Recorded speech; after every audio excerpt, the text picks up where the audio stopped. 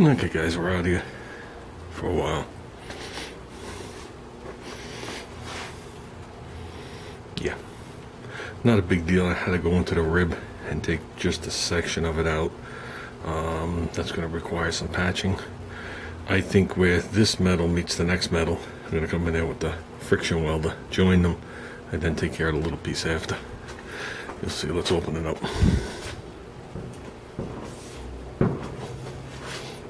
Oh, I had it hooked on the thing there. These will get pulled to each other on either side, so it'll just leave the section in the center. Then we got to do something with. We'll make something nice. Not make something. We'll make it look like it was. My first cut was just to the edge of this, and it would hook it, lifting it up.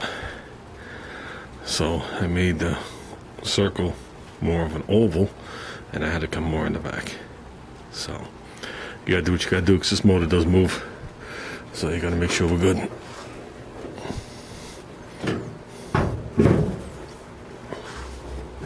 Be sure we're sitting down.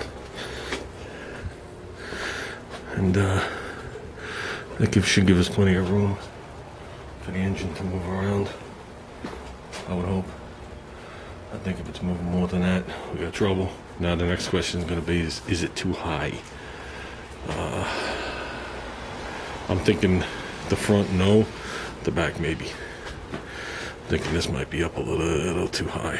I'm not thinking my scoop is that tall. So if that's the case, we're going to have to modify the bottom of the velocity stack.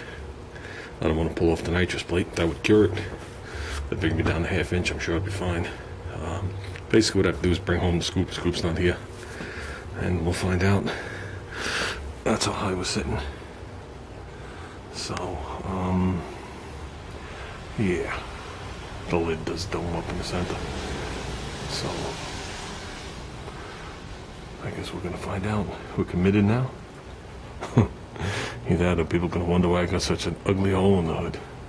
So with that, I'm gonna lay the fenders on and call it good. This was a long enough day. Okay guys, this is where I'm calling it. That's enough stress for one day. Yeah. Of course, I think it's going to take some playing here to get this as close as possible. I think the only savings grace I had, I think when I first looked at this, was that I do have molding that sticks out around here and on the front of the hood. Rather than if this was this year Gremlin, everything would be sunken into this hole, and you'd have to actually line up that exact. But I remember we had it pretty good. As for the hole in the hood, I was looking at that, and basically what has to happen is first of all, the inner piece right here is not cut uniform, because I cut most of it and the blade snapped, and I just rocked it back and forth, took the piece off, left me some extra material. So what has to happen is that gap has to be made uniform. First of all, these have to be hooked together on both sides, there and there. And then, well, this top is right, but this has to have a uniform opening. And then we could slip maybe a piece of metal in there and give it a couple of tacks. Maybe we'll fiberglass it.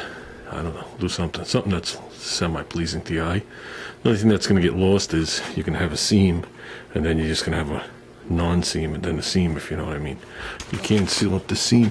This actually has a bend down, so right when we make this turn, they're going to touch, but these can never touch, if you know what I mean. So from here to here will be seamless, so we just got to make it look decent. I'm glad I didn't have to cut any more of that rib out. Not that it really matters, but yeah, it is what it is. I just want it to look decent when you pop the hood. Yeah, we're taking a break from this. I need a break. That was enough stress for one day. These hinges are fully lubed, and I think down the inner fender wells. The reason I can't bolt this stuff on is I wanted a coat underneath both of these fenders. If you remember, this came from a car that had a plastic inner well, so there's nothing in here. So any rock that hits it is going to dent the top. This still has the heavy, thick stuff on there, and where we did that one little patch, well, I took the couple of pinholes, made it a massive patch. I did put more stuff on there, but I want to coat it uniformly. And I think what I'm going to use is I'm going to use the rocker guard, rocker shorts, chip guard, whatever you want to call it. I'm just going to make sure I don't get on the bottom of this flange, and I'm just going to, you know, mask it off and just give it a couple of heavy coats. So when stuff wails up and hits it, it does the best it can. That's all I can think of using. We'll do that on both sides. Because I know that that repair is sealed, but we'll just put something over it anyway. Then we could bolt these things on. And then I could live with all the bad door gaps and fender gaps and everything that's going to drive me crazy. You know, then we're going to get someone over here to do this. We have 2 different people from the same shop that are looking to do it. We haven't discussed the price yet. They both obviously want to see the car, so I'm not to blame them. So, but whatever. I think either way, it's going to be less than me buying all the equipment and burning a hole to a fender. So either or. Like I said, enough stress for today. This was an awkward day. It's very tight in the garage. We got this here. There was a video on this. I never posted it. This was a tank that me and Junior picked up the other day, 110 gallon. That's now on my way. Yeah. So, with the bad weather, I was going to bring this to the storage unit, the tank. But with the bad weather, I'm not pulling the wagon out into the bad weather to rearrange the storage shed to put the wagon back away, to have everything rust under the hood. So, that's why it's still here.